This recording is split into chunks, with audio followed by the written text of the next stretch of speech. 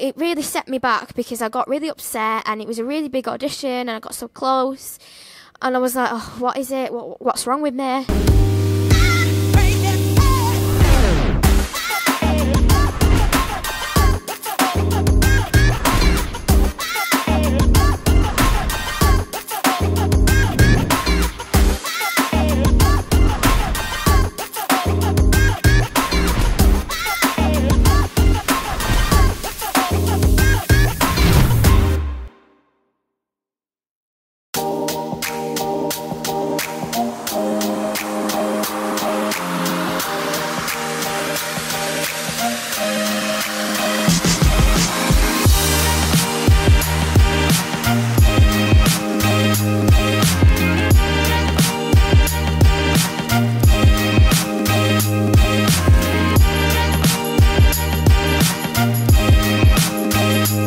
Welcome everybody to episode 41 of WatchRoss, the one where I've just had my faith restored in humanity.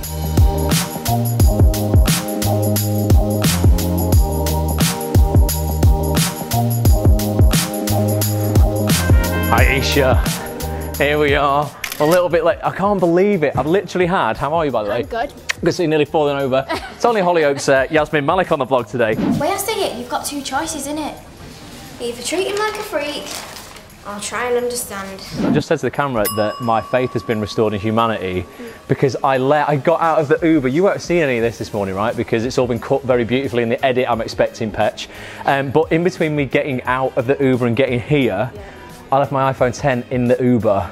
It drove off. There's no UK number for Uber. You can't get hold of anybody. Me and Petch were trying to ring it. I'm trying to get on online on my laptop to try and get hold of somebody. My faith completely restored. Two people got in the Uber, didn't pick it up. The driver found it because he said he just saw it on the back seat. Even though it was on vibrate, he didn't even hear it. He just had a divine message to go, I've got to look back. Saw it and now he's brought it back. The best 25 quid reward I've ever paid in my life. You've got a tea. We've got loads of stuff to do in Media City today. We're going to be recording a podcast with Ayesha in a minute. I need to calm down, get a drink, and we'll fill you in on a bit more of what's going on. Let's get to the bar, Petch.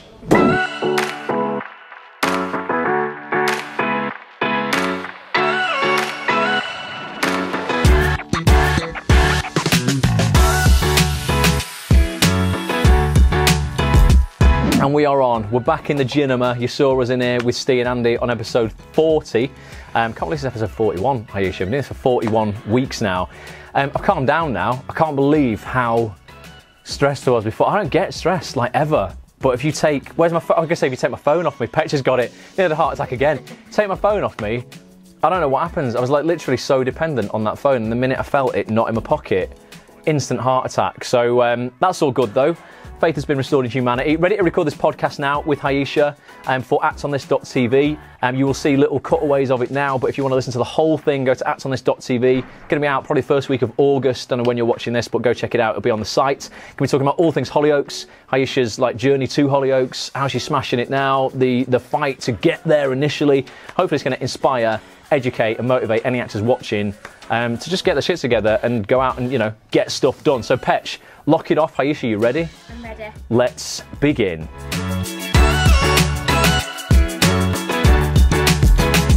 I know people will see you on Hollyoaks now and they'll just think, oh, it's maybe, you just got lucky, got in there with, without working too hard. And if they look at your IMDb profile, they'll see Hollyoaks as your only CV credit, so they're even more likely to think that. But I've stalked you and I've been on your spotlight. And I've got a note here. I think, let me have a look. How many? 24 credits in everything from stage work, short film, events, from as far back as 10 years ago, before the Hollyoaks gig came along, right? You've got a BA in drama and theatre from Salford Uni. And you've been training at other places for years too. The list of training is the length of my arm. So I'm presuming for all of us, it was a freaking massive slog to get to the point where you're at now. So I just wanted to talk a little bit about that before you got the role of Yasmin in Hollyoaks. Yeah. Discuss that journey a little bit. What was it like for you, that 10 years? Yeah, it was a journey, and there was parts of me that I was like, I felt a bit negative, but I've always been, and because of my upbringing, I'm always that person that, no, I have to carry on. Everything happens for a reason. I have to stay humble. I have to graft and work hard, and always work. You know, if you work hard, you're going to get the payoff eventually. And I was never that sort of person that I'd give up. If, say, I wanted to learn a sport or anything like that, for example, I'd go out and I'd do it, and I'd make sure that I've done that.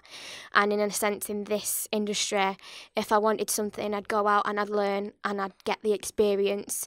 And some of my friends who are in the industry will agree. And I was that type of person that any experience or any workshops or anything, I would be there and I would get my face seen as that person that does this and does that and does that. But I'd always be on it and always be active.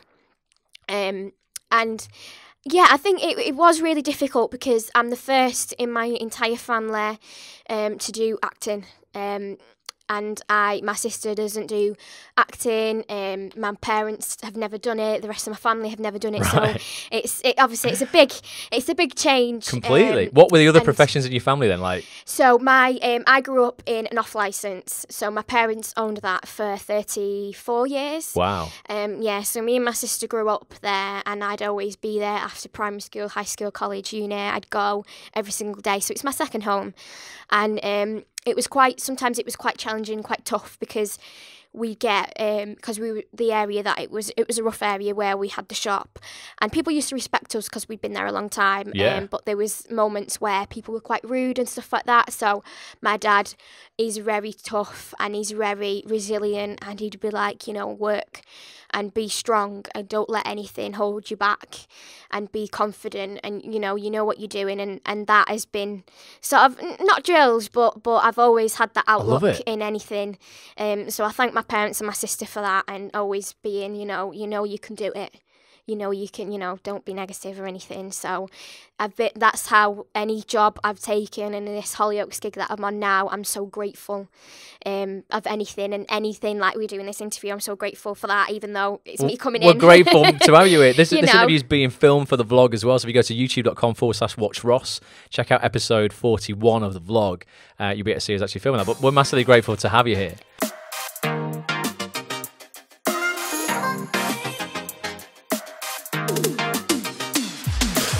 I've sat in a lot of auditions, and honest to God, like I'd say 75% of the time when you're in the room, they believe in you enough that you can do it, and it's all come down to looks in terms of like, actually everyone here is capable of doing this job. I've seen people, I've mentioned this before probably on a podcast, or Petch, who sat down here filming, has probably heard me say this before. I was helping a casting director cast a really quite a big comedy, and a girl came in for it who was brilliant, blew our socks off, incredible talent. She left the room. Me and the casting director looked towards the exec producer to go, think you've just found your girl. And she had her head in her hands, and we're like, what's up? And she went, I can't believe it. She's perfect. She said, but I can't really tell her this, but she's too beautiful. And you go, how do you go and run after an actress and go, just by the way, I just want to let you know that you missed out on that job because you're too good looking? Yeah. I mean, it's a nice consolation prize, isn't it? But this is what people are up against. It's like, it can just be that, and you can't take it personally. Where it's like, right, this, it's me then. I'm at fault. I wasn't good enough. It's a matter of getting back out there, looking for the next opportunity. Definitely.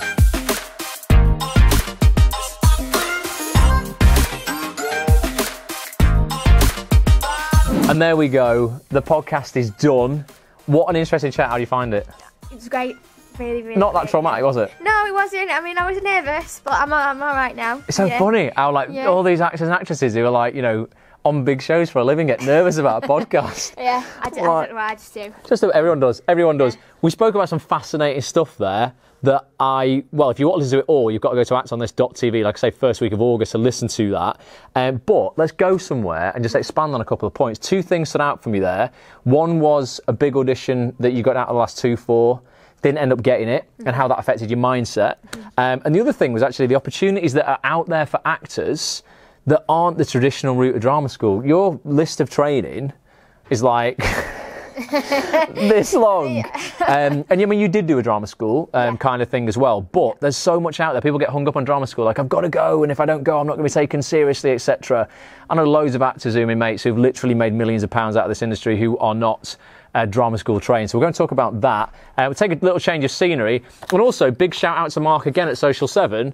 Not only has he let us use the Ginema, got a free bloody sandwich. Get in. Petch, get in.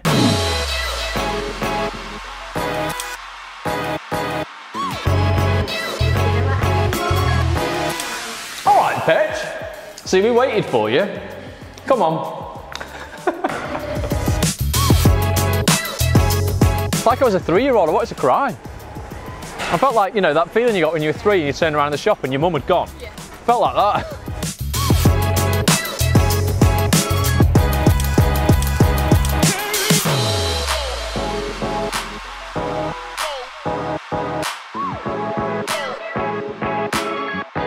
Maybe we're on. I hope the red light is flashed on this camera. Right, so we're in Zipper Black, guys, in Media City. Another fantastic place. Social 7 are legends. These guys are legends here. Shout out to everyone in Zipper Black for letting us use this space. If you're in Media City, come down, get some cake and some coffee. Great cake and coffee here. Ayesha, had any yet? No, not yet. I'm going to save myself. Everybody just says they're going to save themselves and leaves me to eat all the cake. It's happened multiple times where I've had to eat an entire Victoria sandwich on my own. So we started this vlog off a little differently today, guys. There would have normally been a piece of camera from me at the start telling you what we're going to do throughout the day. I know we just kind of like crashed into meeting Ayesha in Social 7, and that was because, like I say, I left my freaking phone in the Uber. Petch wanted to film me. I'm like, I can't believe. He's like, this will be great vlogging. I'm like, Petch, literally my life has just fallen apart.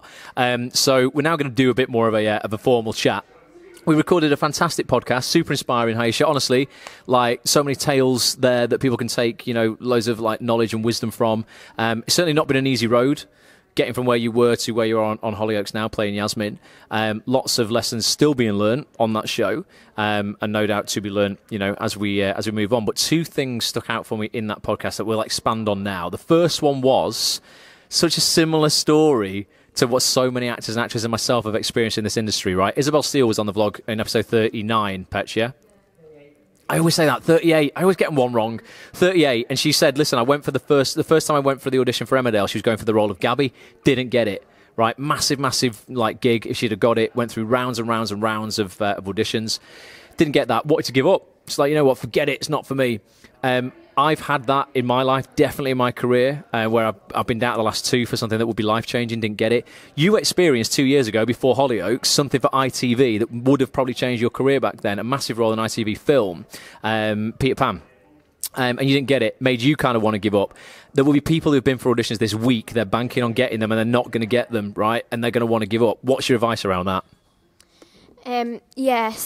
I had this audition a couple of years ago and I got really close, and it became to either that I was going to get it or this other girl, and the casting director absolutely loved me, and you could just tell, you could just see it in the face, like, she's rooting for me, I'm going to get this, and I felt really pumped by it. I was like, okay, I can do this, Ayesha, you can do it. And in the end, the director loved her more.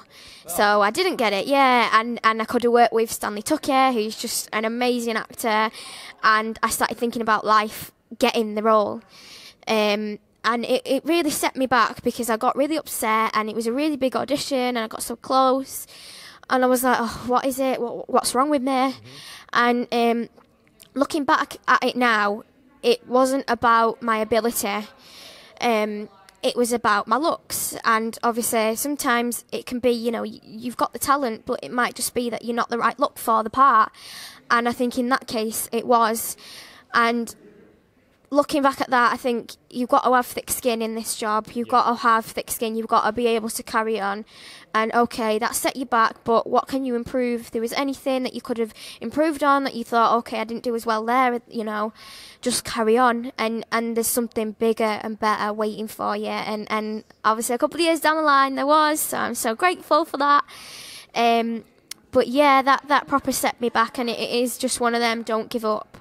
You know, it'll hit you then and there, but just don't give up and just keep smashing it and keep smashing those auditions when you get them. We know Manchester well because we're from Manchester, but I'm sure there's loads of other workshops and classes available down south, probably more so than in Manchester. But give three, what are the three kind of places that you've trained at up here away from drama school that have had the most impact on your career? Just so people who are like, I can't afford drama school, can maybe check these out. The three main ones for me is the Royal Exchange, which is a massive theatre in Manchester. They're so renowned, they're so prestigious. They've got a young company which is award-winning, which is just amazing. And I wouldn't be where I am today without them, because that's how I started out a long time ago in a theatre, a young people's education. Yeah, that makes sense. Show, I think. Yeah, and they're an amazing theatre. They're growing year by year. And it's definitely something to look out for. Just even watching one of their shows in the studio, which is always so diverse and always so interesting, or even in the round. And another theatre, which was my second home, and every time I go back there, there's just so much love and support, is Contact Theatre in Manchester, and they are literally just amazing. Like, I praise them all the time, and I started out in their young company, and from that, I went into drama facilitating, and that's something that I wanted to get into because I was interested about it, and then I started getting paid for what I do. And I got to that moment where I just kept getting all these experiences, and I'm like, no, I need to start getting paid for what I do. And that's where I saw myself as not a performer but as an artist, and obviously I needed to be getting paid for it, because, you know, I'm a self-employed actress, I need to make money. And then when that tax return comes, you need to write all that stuff down. So it was, you know, it's important.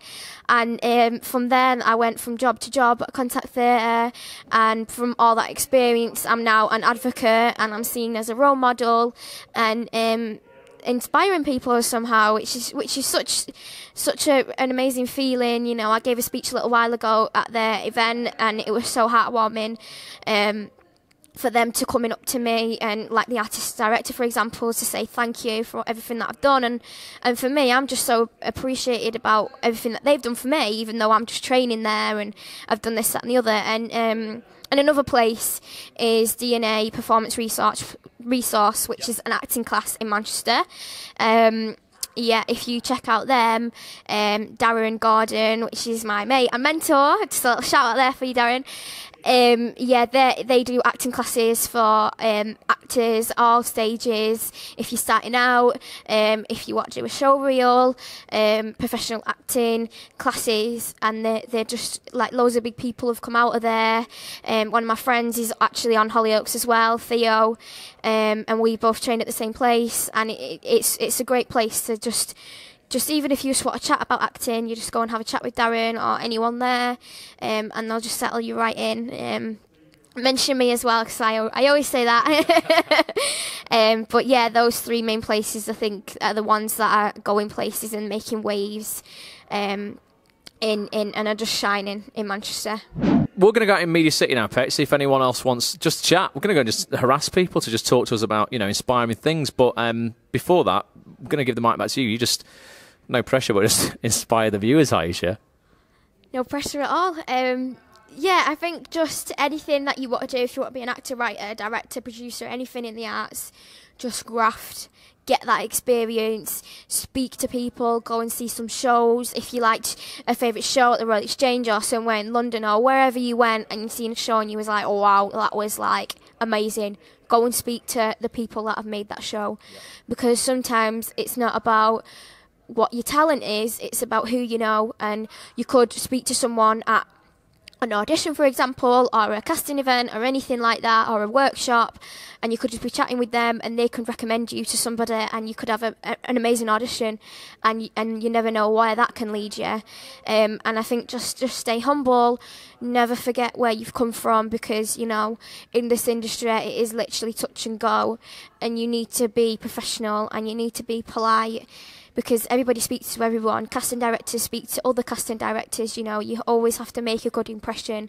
And in any audition as well, always just be present. Don't think about what you ate for tea, or that, your clothes are just a mess or whatever. Just remember, like, where you are then and there in that audition, and just graft graft and the hard work will pay off. Right, Petch, we need to get some food, and whilst doing that, I'm sending some DMs, see if we can get a catch. Will we? I don't know. Thank you. Look at that, all the cars stopped for me, Petch. That's how I roll. Sent DMs. I've not had a reply yet, but as is the theme for today's vlog, positivity and optimism, you've got to stay positive even when no one's replying to your DMs and people are ignoring you. It's absolutely fine. We're going to put this through. I'm paying for Petch's meal again, by the way, just for the record. Great employer. And we're going to sit somewhere and I want to talk about actually like the importance of positivity and optimism, not as an airy-fairy thing, but actually like as practically why it's the right decision. So here we are in the Media City garden on a deck chair, feeling very positive and optimistic, even though it's a bit grey, Petch. No one's replied to my DMs. That doesn't matter because they haven't seen them yet. It doesn't say seen underneath them, so I don't think they're ignoring me. Maybe they'll get back in touch by the end of the vlog. Maybe they won't. Doesn't matter. Let's be positive and optimistic anyway. Right, let's talk about, very quickly, positivity and optimism, how important it is, right? I want to hammer this home. I need you all to build your lives on the foundations of positivity and optimism. And this isn't an airy-fairy thing I'm talking about, right? This is a practical thing to do. Give me an example of where negativity and pessimism has ever helped you in your life, has ever inspired you, ever motivated you, ever made you get out of your comfort zone, ever made you try something new. Negativity and pessimism have probably just made you want to like get back into bed, throw the covers over your head and go to sleep, right? It's not how winning is done. Now, it's hard to be positive and optimistic all the time. It just is. This morning when I lost this phone in the back of an Uber, £1,000 iPhone 10, Petch, what was it like? A mess. He said it was a mess. I think I was holding it together, but it wasn't, oh God, it wasn't nice, right? I said to Petch, my exact words were, we have to be, I never said optimistic, but I said, look, we have to have faith in the fact that a good person is going to get in that car. 2 people actually got in that car and didn't steal the phone. Don't know how it got back to the driver, but they didn't steal the phone. And we ended up getting that back because the driver, Petch, did the right thing. That has reinforced my optimism and positivity around people doing the right thing, right? And it is difficult. The media will feed you 17 negative pieces of news for every 1 positive piece of news. That's a fact because negative news sells. The acting industry is full of negativity with people who aren't working and they feel it's unfair and they're getting nowhere, etc., etc. It's just a losing strategy though if you're deploying negativity and pessimism, okay? I want people to think in their lives how you are, where you're operating from. Are you operating from a place of positivity and optimism, expecting good things to happen? Because when you do that, seriously, like your life will change. It has changed for me over the last 2 or 3 years where I've operated primarily like 90% of the time from there. Like I say, it's difficult, we're all humans, right? You can't be 100% optimistic and positive all the time. You know, life will deal you some shit, but if you can be 90% of the time, things will change. And if you are somewhere where you don't want to be right now, in a job you don't like, in a relationship you don't like, not getting the work in the acting industry, you know, that you would like, I just want people to realise there's never been a better time to be alive. There just hasn't, right? No matter what's going on in the world, I'm not taking away from the negative things in the world because there is stuff out there, but it's never been a better time to be alive. We've never had more abundance in the world. We've never had more opportunity. The internet has changed the game for everybody. On a basic level, life expectancy, man, has increased massively. If you're 30 and you're like, oh, I'm not working in the acting industry, you've got 70 years left to get your shit together. Don't worry about it. There has never been more opportunity than is out there at the moment, and there is a world of alternatives, okay? If you're in a job you don't like, go and get a different job. Don't whinge about it. Go and get a different job. If you tell me you can't, you're lying to yourself. If you're in a relationship you don't like, get out of it. You know, don't lie to yourself. Again, if you, you know, you're trying to put your own work out there as an actor and maybe you've done a web series, you get no views on it, go and create a play. Go and put it on in the theatre. If you're doing a theatre play and no one's coming to see it, go and create a web series. If you're doing a web series and you're struggling to get people together to do that, do a 1-minute monologue on Instagram. There's a whole world of alternatives. Ultimately, be positive, be optimistic, and just build from there, right? Seriously, let me know your thoughts. Would love to hear them. One guy who's, I'd say, is what, 90% of the time optimistic and positive, is our mate, Mr. Sean Hopwood. It's that time of the vlog again, guys. The part that we like to call Balcony Brews.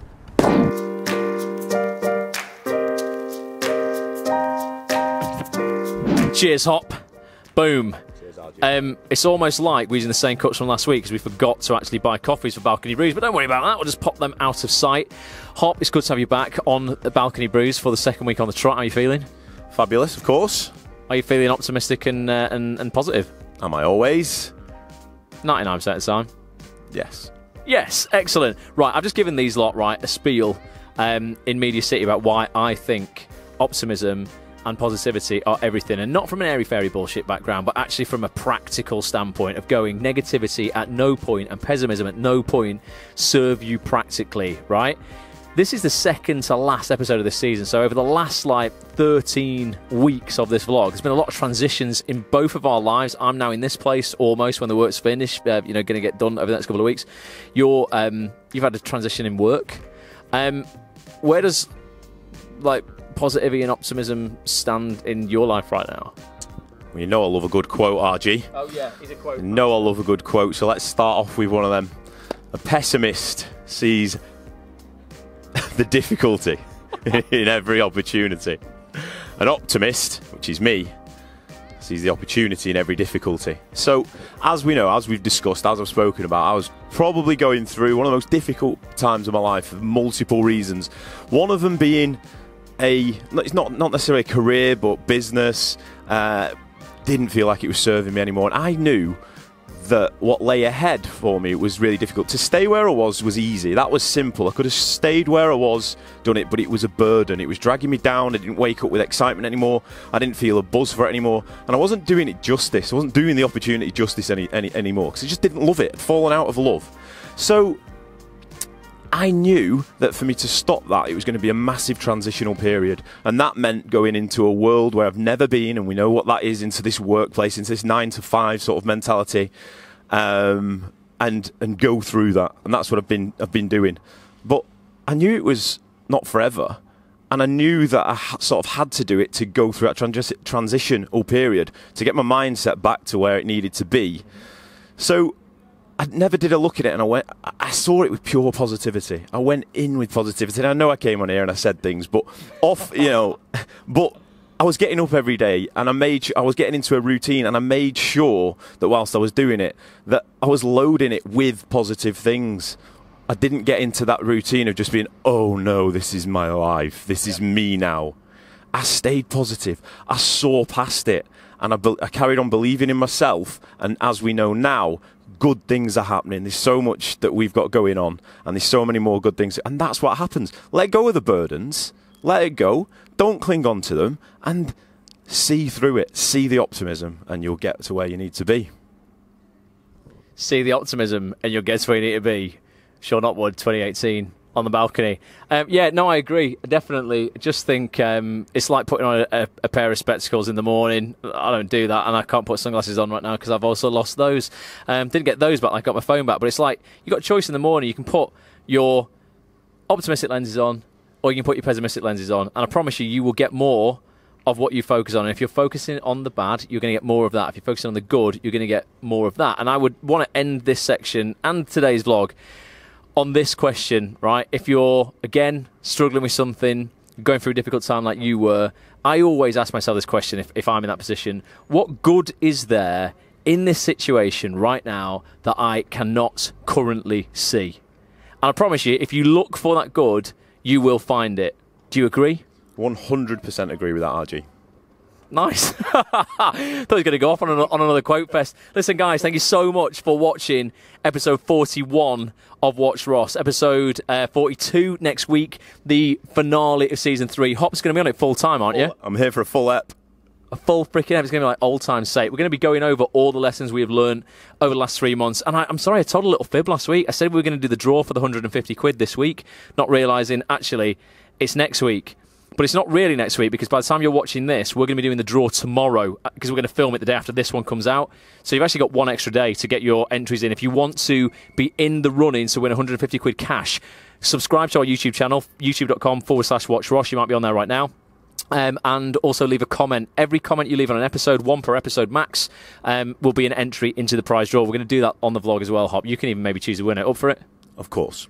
Of course. Petch, He's in there somewhere amongst the kitchen utensils. Don't worry about that. It's bye from Petch, it's bye from Hop, it's bye from me. Social media's up right now. Let us know what you think. If you want to be on this vlog as well, like I said before, I was in Media City, DMing people going, come and be on the vlog. If you've got something to promote, let me help you promote it. So do DM us, and we will see you next time. Hop, you ready? I'm always ready. I'm always ready. In 3, 2, 1, it's a Hoptimistic.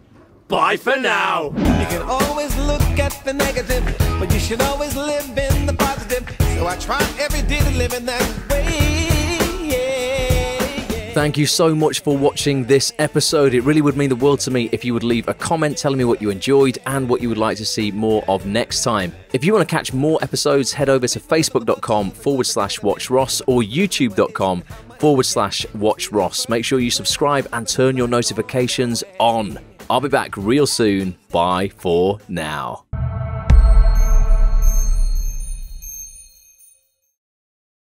Are we on, Petch?